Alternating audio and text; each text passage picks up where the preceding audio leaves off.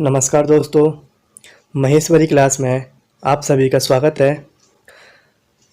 दोस्तों, आज का हमारा टॉपिक है भारत में आर्थिक नियोजन। दोस्तों, आर्थिक का मतलब होता है धन, और दोस्तों नियोजन का मतलब होता है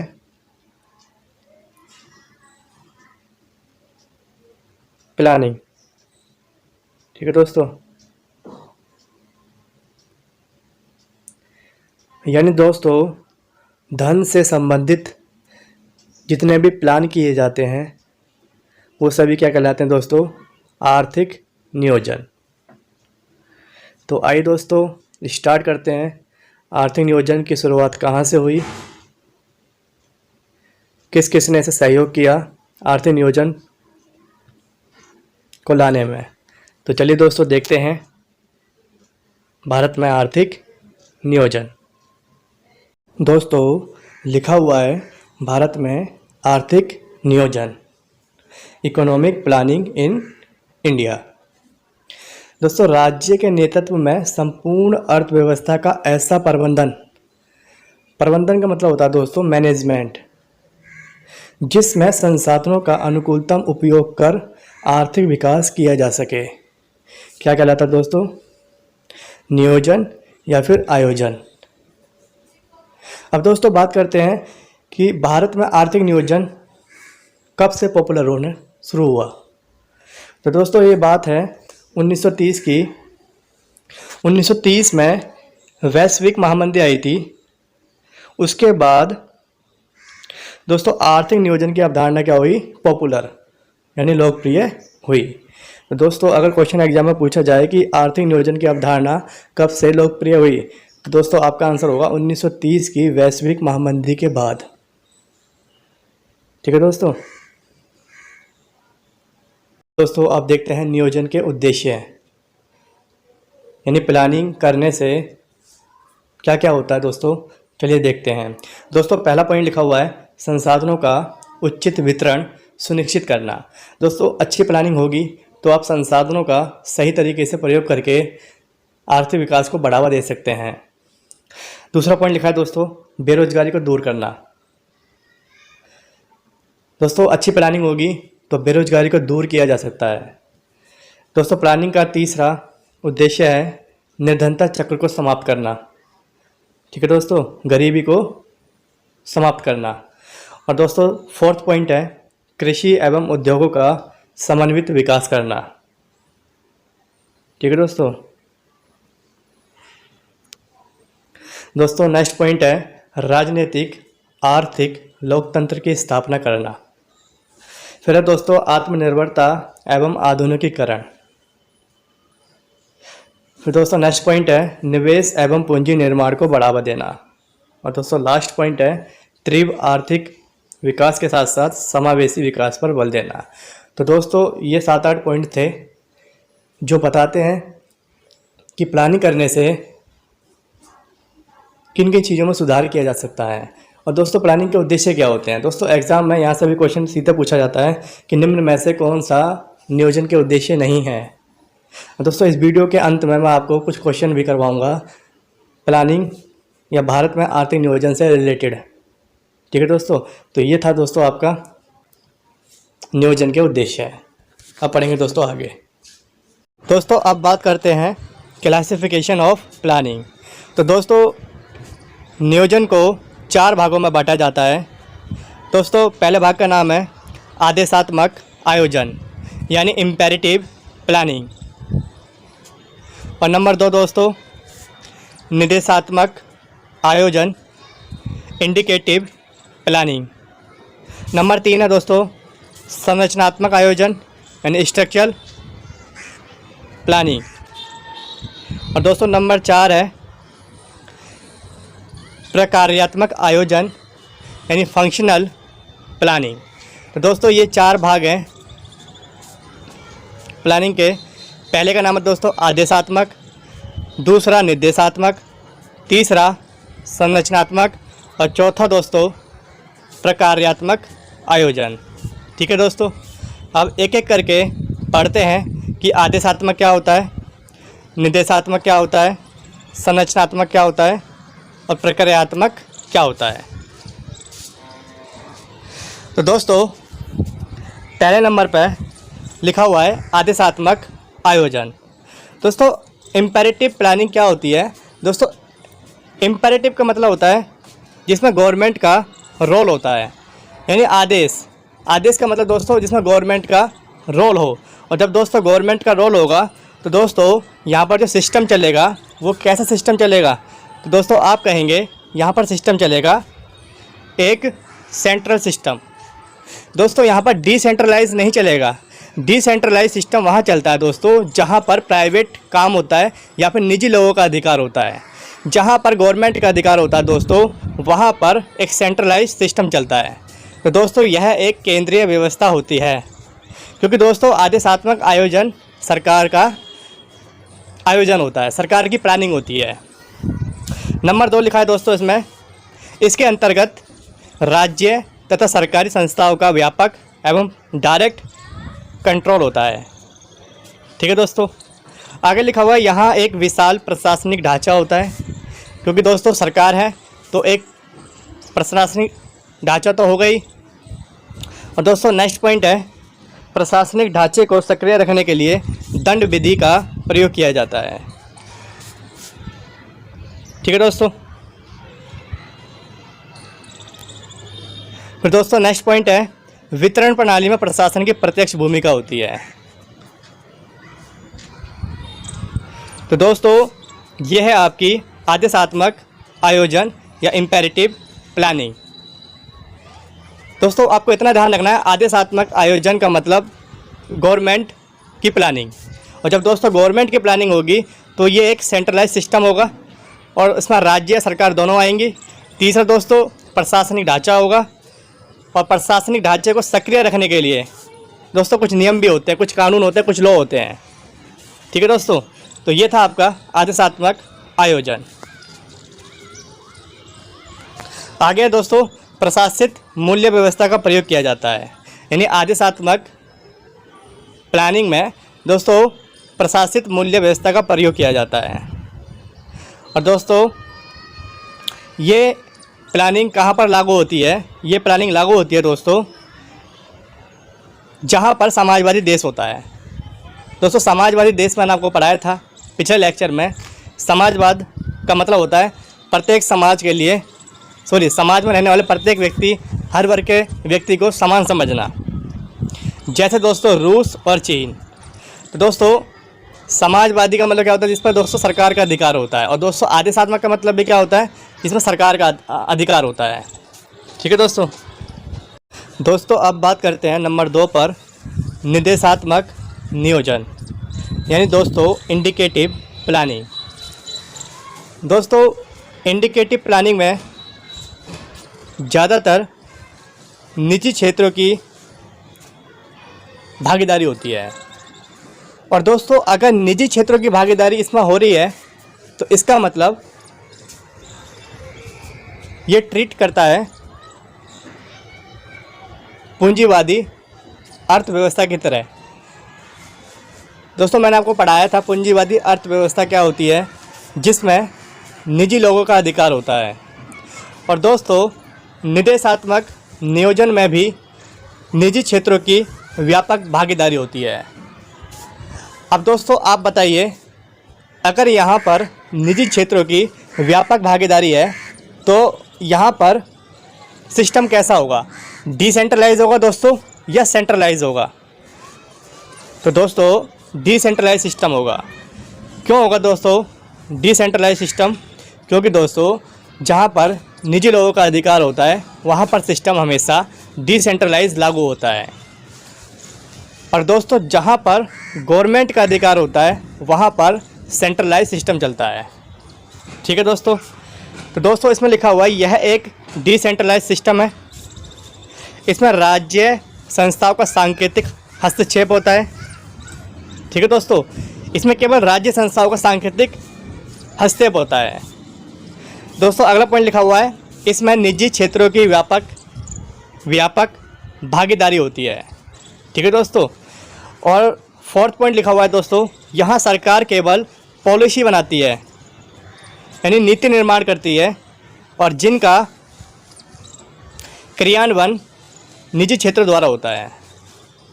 ठीक है दोस्तों, इस पर जो कार्य किया जाता है वो निजी क्षेत्र द्वारा किया जाता है, लेकिन प्लानिंग वगैरह जो होती है वो कौन करती है दोस्तों? गवर्नमेंट करती है। ठीक है दोस्तों, इसे बोलते हैं निर्देशात्मक नियोजन।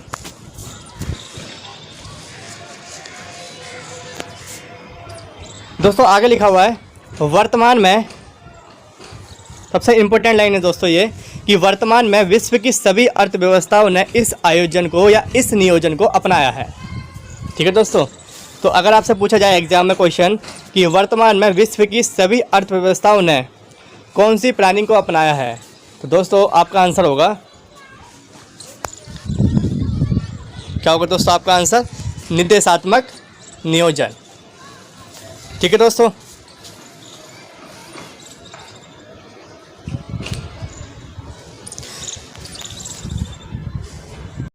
अब पढ़ेंगे नंबर 3, संरचनात्मक आयोजन। दोस्तों संरचना का मतलब होता है स्ट्रक्चर। दोस्तों इसका मतलब होता है कि समय समय पर आप अपने बिजनेस में आमूल चूल का मतलब होता है दोस्तों छोटे मोटे परिवर्तन करते हो। और दोस्तों ये छोटे मोटे परिवर्तन आप क्यों करते हो? ताकि आपको फ्यूचर में आर्थिक लक्ष्य की प्राप्ति हो। तो दोस्तों जब आप अपने बिजनेस में, जो बिज़नेस आप कर रहे हो उसमें अगर हल्का सा या छोटा मोटा आप चेंजेस लाते हैं, अपना स्ट्रक्चर को बदल देते हैं थोड़ा बहुत, ठीक है दोस्तों, तो उसे कहते हैं एक तरीके से संरचनात्मक आयोजन। दोस्तों लिखा हुआ है इसमें, यदि आर्थिक लक्ष्य की प्राप्ति के लिए, आर्थिक लक्ष्य का मतलब होता है दोस्तों पैसे, आर्थिक मतलब पैसा, आर्थिक लक्ष्य की प्राप्ति के लिए संसाधनों के वर्तमान स्वामित्व के ढांचे। दोस्तों इसका मतलब है आपके पास प्रेजेंट टाइम में जो बिजनेस है वो आपके लिए रिसोर्सेज है, उसी के ब्याह पर आप अपना बिजनेस चलाएंगे। तो दोस्तों लिखा हुआ है, यदि आर्थिक लक्ष्य की प्राप्ति के लिए संसाधनों के वर्तमान स्वामित्व के ढांचे और दोस्तों उत्पादन की विधि, जो मेथड आप यूज़ कर रहे हो दोस्तों प्रोडक्शन में, तथा संस्थागत व्यवस्था में दोस्तों लिखा हुआ आमूल चूल। दोस्तों आमूल चूल का मतलब होता है छोटे छोटे परिवर्तन करना। ठीक है दोस्तों, छोटे छोटे परिवर्तन करना ही क्या कहलाता है? संरचनात्मक आयोजन कहलाता है। ठीक है दोस्तों, एग्जाम्पल के लिए दोस्तों मैंने लिखा है यहाँ पर दोस्तों भूमि सुधार और बैंकों का राष्ट्रीयकरण। दोस्तों समय समय पर भूमि में सुधार जो होता है वो किस में आता है दोस्तों? संरचनात्मक आयोजन में आता है। और दोस्तों समय समय पर या कुछ छोटे छोटे परिवर्तन बैंकों में भी आपको देखने को मिलते होंगे। तो दोस्तों इसीलिए बैंकों का राष्ट्रीयकरण भी क्या है? आपका संरचनात्मक प्लानिंग। ठीक है दोस्तों, तो ये होता है आपका संरचनात्मक प्लानिंग।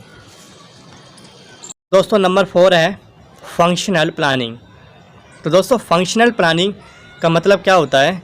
इसमें लिखा हुआ है दोस्तों, यदि आर्थिक लक्ष्य की प्राप्ति के लिए संसाधन स्वामित्व के ढांचे, उत्पादन की विधि और संस्थागत व्यवस्था में परिवर्तन ना कर, मतलब इसमें परिवर्तन नहीं किया जाता बल्कि अनुकूलतम दोहन की रणनीति अपनाई जाए, तो यह क्या कहलाता है दोस्तों? प्रक्रियात्मक आयोजन कहलाता है। जबकि दोस्तों मैंने आपको पढ़ाया संरचनात्मक, उसमें दोस्तों संसाधन स्वामित्व के ढांचे, उत्पादन की विधि अथवा संस्थागत व्यवस्था में छोटे मोटे आमूल चूल परिवर्तन किए जाते थे। जबकि दोस्तों प्रक्रियात्मक आयोजन में छोटे मोटे परिवर्तन नहीं किए जाते। जैसे दोस्तों एग्जाम्पल के लिए हरित क्रांति। तो दोस्तों हरित क्रांति जो थी वो किसके लिए आई थी? वो दोस्तों हरित क्रांति एग्रीकल्चर सिस्टम के लिए आई थी।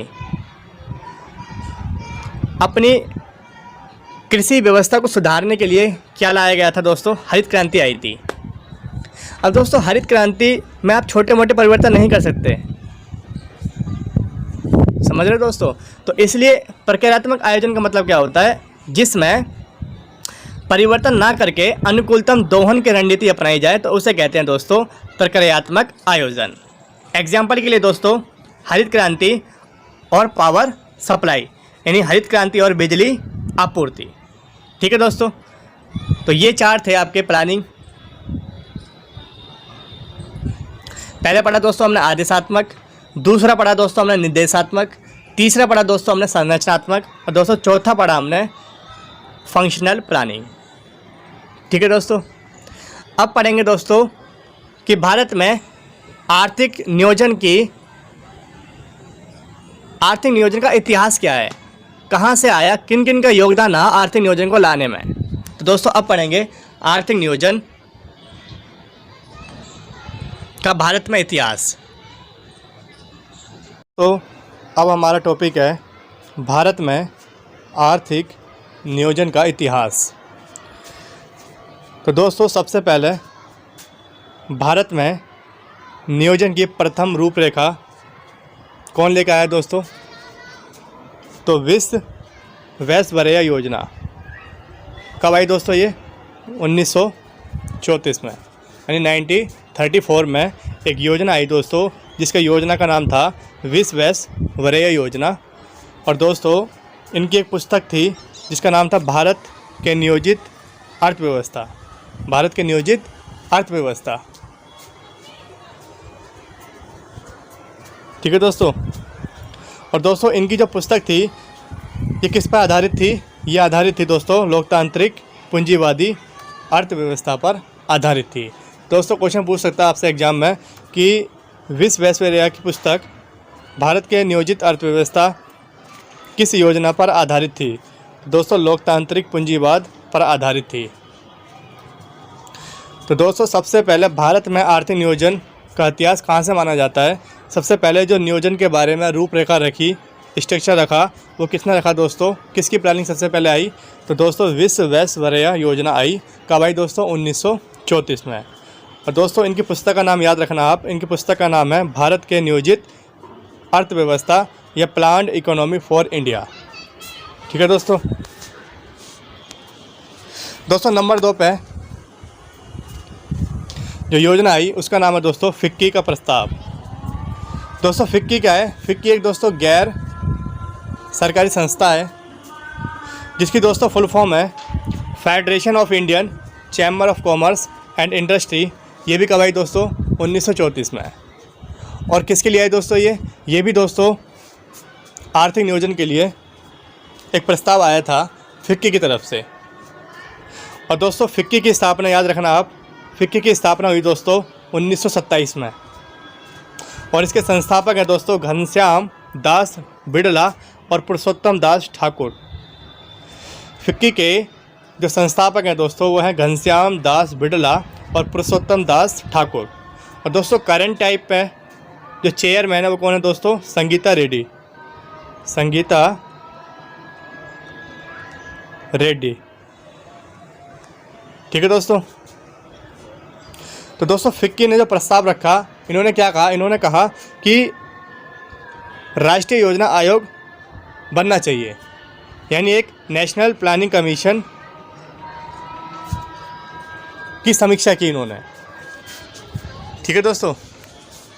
दोस्तों नंबर 3 पे हम पढ़ेंगे कांग्रेस योजना। दोस्तों ये योजना 1938 में कांग्रेस के हरिपुरा अधिवेशन, और दोस्तों कांग्रेस के हरिपुरा अधिवेशन में जो अध्यक्ष थे उनका नाम था दोस्तों नेताजी सुभाष चंद्र बोस।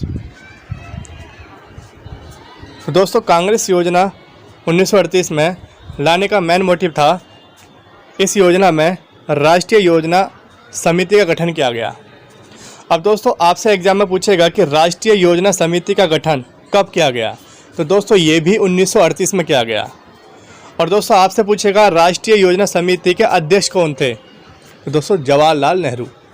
और अगर आपसे पूछेगा कांग्रेस के हरिपुरा अधिवेशन के अध्यक्ष, तो दोस्तों नेताजी सुभाष चंद्र बोस। दोस्तों क्वेश्चन को ध्यान से समझना, कंफ्यूज मत होना। क्वेश्चन में मैंने आपसे कहा कि कांग्रेस के हरिपुरा अधिवेशन जिसके अध्यक्ष कौन थे? नेताजी सुभाष चंद्र बोस। और दोस्तों जब कांग्रेस योजना लाई गई तो दोस्तों ये योजना क्यों लाई गई थी? क्योंकि दोस्तों इसमें प्रस्ताव रखा गया था, इसमें प्रस्ताव रखा गया था राष्ट्रीय योजना समिति का। और दोस्तों राष्ट्रीय योजना समिति का उस समय अध्यक्ष कौन था? तो दोस्तों जवाहरलाल नेहरू को बनाया गया। और दोस्तों ये रिपोर्ट कब प्रस्तुत होती है? राष्ट्रीय योजना समिति की रिपोर्ट कब सबमिट होती है? 1948 में, यानी 10 साल बाद। दोस्तों यहाँ 1938 है और दोस्तों उसके 10 साल बाद राष्ट्रीय योजना समिति की रिपोर्ट सबमिट होती है 1948 में। तो दोस्तों याद रखना आप, पहली समिति का नाम था विश्व वैश्वर्य योजना 1934 में। दूसरी योजना लाई गई दोस्तों आर्थिक नियोजन के लिए, फिक्की का प्रस्ताव। और दोस्तों तीसरी योजना कांग्रेस योजना कब आई दोस्तों? 1938 में, कांग्रेस के हरिपुरा अधिवेशन में। और दोस्तों कांग्रेस के हरिपुरा अधिवेशन में अध्यक्ष कौन थे? नेताजी सुभाष चंद्र बोस। और इसमें दोस्तों राष्ट्रीय योजना समिति का गठन किया गया और राष्ट्रीय योजना समिति के अध्यक्ष कौन थे? जवाहरलाल नेहरू। और दोस्तों 10 साल बाद समिति को सबमिट किया गया। तो दोस्तों आपसे अगर पूछा जाए कि राष्ट्रीय योजना समिति को की रिपोर्ट कब प्रस्तुत की गई, तो दोस्तों 1948 में। ठीक है दोस्तों अब बात करेंगे बॉम्बे प्लान की। तो दोस्तों मुंबई के 8 उद्योगपतियों द्वारा ये बॉम्बे प्लान लाया गया। और दोस्तों कब लाया गया? 1944 में। ठीक है दोस्तों, उस समय इसके अध्यक्ष कौन थे दोस्तों? सर अर्देशीर दलाल। और दोस्तों जो पीरियड था, अवधि थी, वो 10 से 15 साल की। और दोस्तों मेथड जो यूज़ किया गया वो पूंजीवादी। पूंजीवादी क्या होता है दोस्तों? ये मैंने आपको पिछली वीडियो में बताया है। दोस्तों इनका टारगेट क्या था?